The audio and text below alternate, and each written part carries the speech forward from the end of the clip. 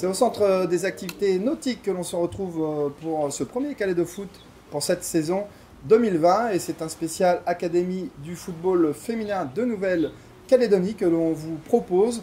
Elles sont une vingtaine de filles, elles ont entre 14 et 15 ans, elles sont lycéennes ou collégiennes.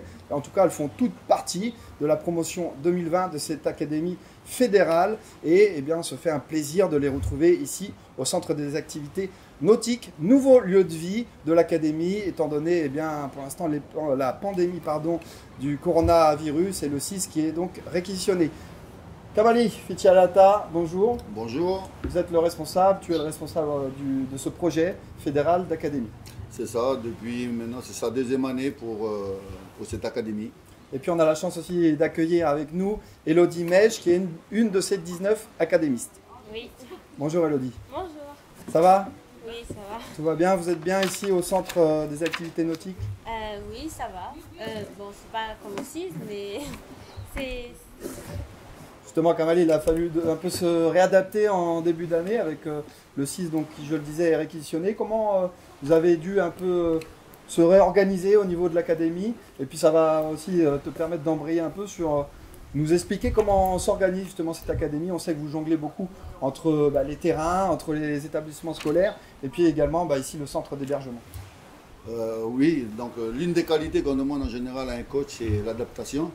Et donc on a dû s'adapter par rapport à cette problématique qui est survenue malheureusement par rapport à cette pandémie.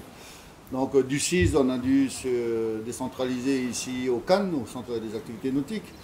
Et il a fallu réadapter les transports, les horaires, par rapport également à cette nouveauté qu'on a aujourd'hui des lycéennes et des collégiennes. Donc les horaires d'entrée ou de sortie, c'est pas les mêmes.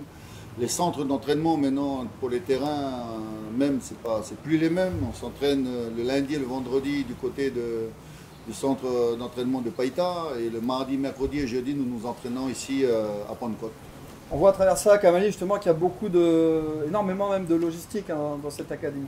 Énormément. Hein. Donc on a la possibilité aujourd'hui d'avoir deux jeunes filles qui sont maintenant prises à plein temps. En la personne de Maria Larocas qui, elle, est responsable du site avec la vie commune ici dans le centre. Et nous avons également Glenda Wanapo qui, elle, est plutôt mon adjointe au niveau sportif. Ça tombe bien, on les accueillera tout à l'heure sur ce plateau. Elodie, tu peux un peu nous raconter, c'est quoi une journée normale pour vous les académistes? On imagine ce sont des journées assez longues et complètes. Oui, le matin, on se réveille vers 5 heures. On a nos services civiques qui nous réveillent si on se réveille un peu tard. Ensuite, on a le petit déjeuner. Ensuite, Marielle et Fema vont nous emmener au lycée ou au collège, les collégiennes. Et ensuite, après, vu qu'on est des lycéennes, ça va dépendre des horaires. Du coup, parfois, on va terminer à 17h30, moi par exemple le mardi ou le jeudi. Et du coup, soit on va courir, soit on a un entraînement spécialisé avec Kamali. Ou sinon, le lundi et le mercredi, on a des entraînements avec toutes les autres filles, de 17h30 à 18h30. Il y a les études aussi qui suivent. Est-ce que c'est dur d'allier les deux, le football et puis le suivi scolaire? C'est un peu dur, c'est vrai, mais après, comme il a dit, il faut savoir s'adapter. Et après, ça demande beaucoup d'organisation, mais ça va. Toi, personnellement, tu le vis bien en tout cas? Oui, c'est un peu dur quand même, mais ça va. Il faut s'adapter en tout cas pour vous au niveau du rythme, à la fois football et scolaire. Au niveau du foot, ça te plaît de t'entraîner plus? Oui, j'aime bien parce que c'est notre passion. Donc quand on développe cette passion, on aime pratiquer. Donc Elodie, alors justement, on a suivi les académistes sur quelques moments de vie de groupe. C'est un sujet signé Calédo Foot.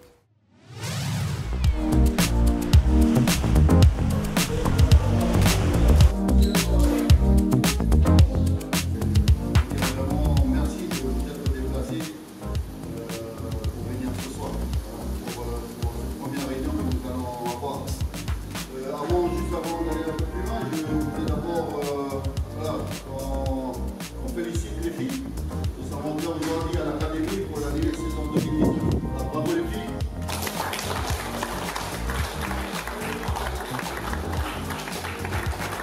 Une fois qu'on aura fini ici, si vous voulez, les jeunes qui vont vous accompagner un peu voir faire affecter les lieux, là où elles dorment, se plaignent, etc.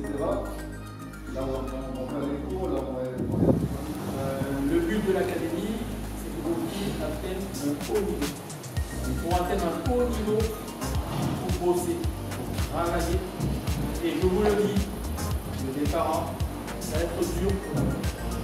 Mais pas dur dans le sens, on va leur faire mal, mais on va y mettre de la rigueur.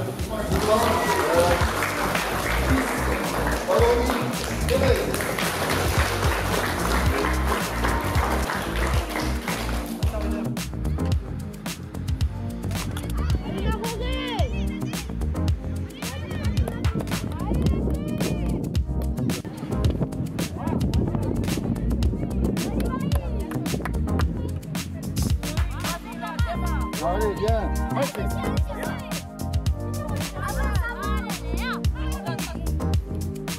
Va encore, propose d'autres choses après.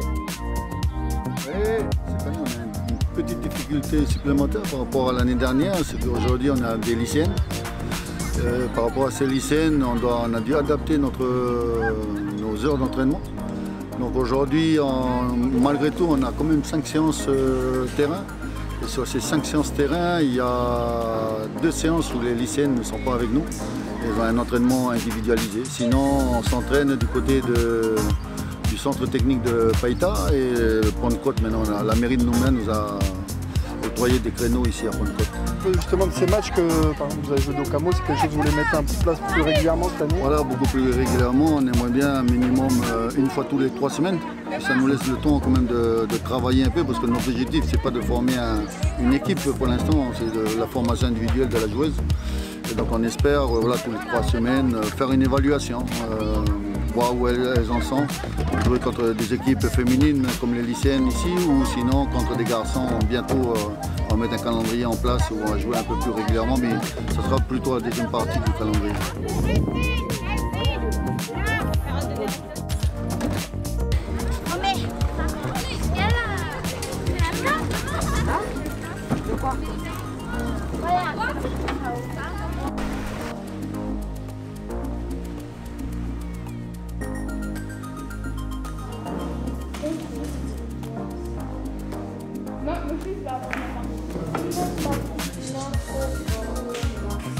J'ai trop couru.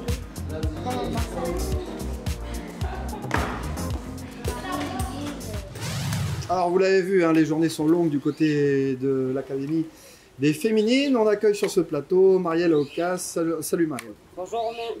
Alors on va revenir vers toi, mais avant ça, Kamali, tu pourrais nous en dire plus hein, justement sur ce projet. C'est un projet FIFA pilote, hein, avec notamment Anne Noé, hein, qui est une instructrice FIFA qui chapeaute un peu ce projet depuis les instances mondiales du football.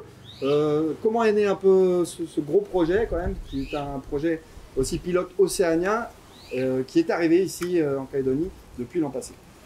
Alors l'idée est partie du premier constat par rapport au football féminin où on s'est rendu compte qu'on avait beaucoup de mal à développer la base avec des seniors qui pratiquaient quand même le football mais sans avoir un vivier derrière elles. Et donc on a pris le taureau par les cornes et on a voulu inverser également la chose par rapport à la pyramide. On a voulu commencer par... On pense que si on développe une élite, ça va susciter des envies, des intérêts et comme ça va donner... là, même aujourd'hui, on a les 3 comités où on a des jeunes filles qui commencent à regarder l'académie, les seniors commencent à regarder l'académie et on commence à donner envie également aux jeunes filles aujourd'hui. Donc le premier pari est presque gagné. Maintenant, il faut que ça perdure. Je pense que là où ça va donner son cachet ou sa totale, comment je peux dire ça, notoriété, ce sera sans doute les résultats que va générer cette académie. Donc, d'ailleurs, par rapport à ce projet pilote qui est ce projet de la FIFA, Donc c'est sorti aussi de la discussion avec l'envie du président aussi de vouloir prendre ce projet à bras-le-corps et de nous confier à nous, au département technique, ce grand défi pour le football calédonien. Alors, le président Steve Legge, au niveau humain, ça représente quoi en termes de management? Ça fait pas mal de monde. Donc moi, en tant que directeur, aujourd'hui, j'ai la possibilité, la 3F est venue à notre aide également. On a monsieur Michel Berbèche qui est notre référent technique. Que ce soit au niveau de la FCF ou au niveau de la 3F, qui apporte toute son expérience et sa manière de voir aussi les choses. Et j'ai ma responsable de site qui est Marielle ici, j'ai mon adjointe qui est également Glenda Wanapo, j'ai 2 services civiques qui travaillent avec Marielle, qui travaillent sous le régime de Marielle. Et on a aussi un entraîneur des gardiens de but, on a un assistant dans les devoirs. On a également une kiné qui les suit de près. On a aussi le service médical qui nous suit ici. Donc on a une grosse structure pour accompagner nos jeunes filles ici. Donc on voit que tout est mis en œuvre, en tout cas pour que les filles soient dans les meilleures conditions possibles. Marielle, toi tu les suis, les filles justement au jour le jour. Comment tu sens un peu le groupe? Et puis on imagine que ton suivi est important aussi, que ce soit au niveau scolaire, au niveau du football. Donc nous ici, le groupe, ils s'entendent très bien. Un peu depuis le changement depuis qu'on n'est plus au 6, on est venu ici au Cannes. Du coup, le réveil le matin est très dur. On se réveille un peu plus tôt que d'habitude. Et les filles, elles vont à l'école, elles sont un peu fatiguées le matin. Et le soir, en plus de ça, elles ont les entraînements, elles ont encore les devoirs. Et du coup, elles se couchent très tard. Surtout pour les lycéennes. Votre rôle aussi, c'est de les guider pour qu'elles réussissent au niveau scolaire, c'est la priorité. Oui. Et puis aussi au niveau football, c'est quoi un peu les conseils que vous leur donnez, peut-être avec ce rôle de grande sœur? Nous, on essaie de les encourager. Surtout nous, avec les 2 services civiques, on essaie de les encourager, que ce soit dans les devoirs et le sport. Ok, Marielle, on va suivre pour Calédo Foot un peu un résumé des buts qu'il y a eu sur les 2 premières journées de la Mobile Super League. Et on se retrouve juste après, toujours ici depuis le centre des activités nautiques. On va renverser le jeu, on cherche malgré tout Richard Sellé. Sellé, la frappe et le but Richard Sellé, très fort en ce sens-là, Richard Sellé, c'est long, attention, il est tout seul, Sellé, la tête et le doublé de Richard Sellé. Sur un ballon perdu, superbe centre de Matelon. Eh oui, un ballon. Si le fait que le temps a bien défilé, la frappe, le poteau. Corner de Ranchin, bien tiré, la tête et l'ouverture du score. C'est Nathanaël Mahen Magenta qui met la tête au premier poteau. Il me semble que c'est un contre son camp de. Oui, après il y a un joueur sur la ligne qui met ce coup de pied. Là, arrêté. Eh oui, c'est la tête dans son camp. Ouais. Oh, le malheureux Arnaud Wemama. Parce qu'il a coupé en premier, mais elle n'est pas cadrée. C'est lui là. Anne Machan, le centre. Le but. Il est signé Nathanaël Mahen.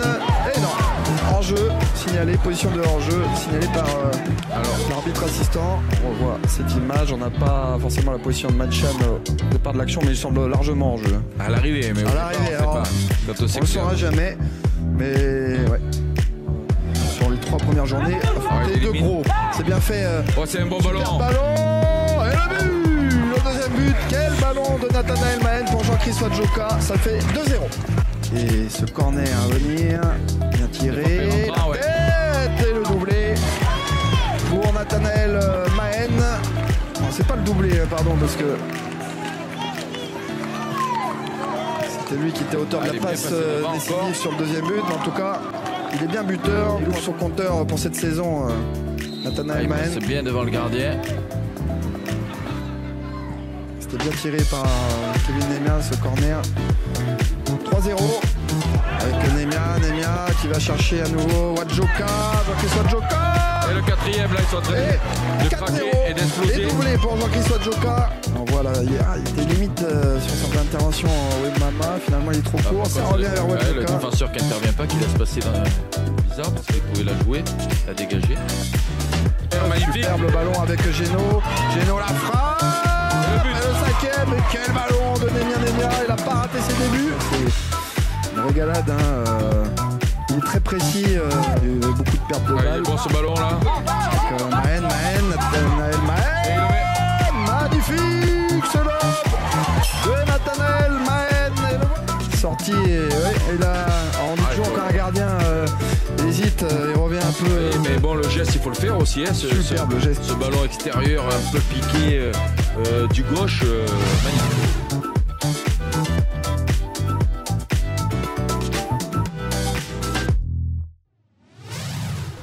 Allez, on est de retour au lieu de vie de cette académie féminine. Michel Berbèche nous a rejoint. Michel Berbèche, vous êtes le conseiller technique régional en charge des formations. Salut Michel. Salut Romain. Et puis on a Glenda Wanapo qui nous a également rejoint. Glenda, alors comment on va aussi définir ton rôle, on va dire assistante technique et de vie? Oui. Comme Marielle, Voilà, à peu près. à peu près comme Marielle. Et un peu plus sur le terrain, pour aider Kamali. On va revenir avec toi juste après. On va commencer par toi Michel. Alors il y a cette volonté fédérale de structurer le football féminin. C'est la volonté du Conseil fédéral et du président Steve Legge. Comment la direction technique elle accompagne un peu ce projet académie? C'est grâce aussi à la volonté, comme tu disais, du président et de la fédération. Donc ils veulent structurer un peu plus l'académie.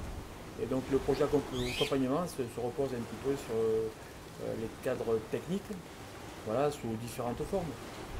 On pourrait aussi te comparer à un référent technique, on va dire ça, sur ce statut que tu as au niveau de l'académie. Ouais, c'est à peu près ça, c'est ce qu'on a défini avec Dominique Wakali. C'est un accompagnateur de montée en compétences, voilà, qui est là plutôt pour accompagner CAM, accompagner aussi FEMA sur le terrain, et puis surtout dans toutes les structurations structurelles justement et organisationnelles de l'académie. Alors sur les premières semaines, peut-être une première vision des choses? Sur les premières semaines, on va essayer de faire avancer pas mal de choses. Pas trop sur le terrain, ce n'était pas le but au départ, mais surtout dans l'organisation des documents, de l'encadrement, des horaires, voilà, de la conception un petit peu en se rapprochant quand même fatalement de ce qu'on fait un petit peu en métropole sur les pôles espoirs, voilà, qui sont des pôles qui ont fait leurs preuves au niveau de la qualité organisationnelle. Voilà, et nous, voilà, ce qu'on veut faire, c'est tendre là-dessus pour monter en excellence. Glenda, ton ressenti sur ce groupe d'académistes, elles sont 19, je le disais. Est-ce que tu sens déjà de la progression? Puisque forcément les filles s'entraînent plus. Oui, alors nous avons déjà le groupe de l'année dernière et celles qui les ont rejoints. Et une petite progression avec celles qui se sont rejoints et celles de l'année dernière qui les tirent un peu vers le haut. Alors justement, est-ce que Michel, selon toi, c'est quelque chose qu'il va falloir suivre à la fédération, passer par ces entre guillemets pôles espoir pour que les sélections calédoniennes tirent vers le haut? Ouais, de toute façon, il faudra tenir compte de ce qu'on fait un petit peu en métropole, voilà, mais surtout l'adapter aux conditions de travail ici. Bon, cette année, c'est un petit peu difficile parce qu'on a été délocalisé au Cannes, donc il y a beaucoup de temps qui sont passés dans les bus. C'est ce qu'on n'avait pas l'année dernière et ce qu'on n'aurait pas dû avoir cette année. Donc ce temps-là, il faut récupérer à chaque fois. Donc ça fait, comme tu disais, des journées très chargées pour les filles. Et après, il faut rajouter quand même les deux autres volets que je vais mettre en place ici, c'est-à-dire au-delà de l'organisation un petit peu structurelle, il y a la formation des encadrants. Donc ça veut dire qu'à un moment donné aussi, que ce soit FEMA, CAM, Marielle, voilà, faut les monter en compétences. Voilà, parce qu'à un moment donné, comme je le dis souvent, je suis peut-être que de passage ici et que voilà, il faut quand même laisser une trace quelque part pour que ça puisse perdurer après. L'autre aspect qu'on a souhaité avec Dominique Wachali et le directeur de l'académie, CAM, c'est féminiser tout ça et faire en sorte que dans 3-4 ans, voilà, l'académie soit encadrée par des filles, mais non seulement par des filles parce qu'on veut mettre des filles, mais par des filles compétentes. C'est-à-dire que si on n'a pas de filles compétentes, on cherchera de la compétence, que ce soit fille ou garçon, sachant que l'idéal pour nous, ce serait quand même que ce soit des filles compétentes qui puissent après suivre cette académie. Et puis un dernier mot rapide, Michel, ce seront des filles qui seront amenées en tout cas à être en sélection calédonienne, jeunes ou seniors. Hein. C'est un peu le but aussi de l'académie, c'est que ces filles, un jour, on l'espère pour elles, atteignent la sélection A féminine de Calédonie. Oui, c'est le but. C'est le but à la sortie, mais ce qui veut dire aussi, et là je vais bien insister là-dessus, c'est que chaque année c'est remis en cause en septembre, voilà, parce que on veut garder ce pôle d'excellence. Et voilà, donc les filles, elles savent qu'il faut qu'elles bossent, il faut qu'elles soient sérieuses, qu'elles mettent de la rigueur, qu'elles soient présentes sur le terrain, j'allais dire, et techniquement et surtout au niveau de l'intelligence de jeu, parce que c'est important aujourd'hui dans le haut niveau, et que tout sera remis en cause chaque année en septembre, et qu'il y aura peut-être des dégâts ou pas, mais en tout cas, elles savent que si elles sont là, c'est pas définitif jusqu'au bout. Un concours d'entrée prévu donc pour septembre cette année 2020 pour 2021. Voilà, donc il faut que les gens, les éducateurs et éducatrices qui sont sur le territoire voilà, se rapprochent du site de la Fédération de football où il y aura toutes les indications pour passer ces tests d'entrée, son cours d'entrée, voilà, afin que l'académie représente bien les meilleures filles de Nouvelle-Calédonie.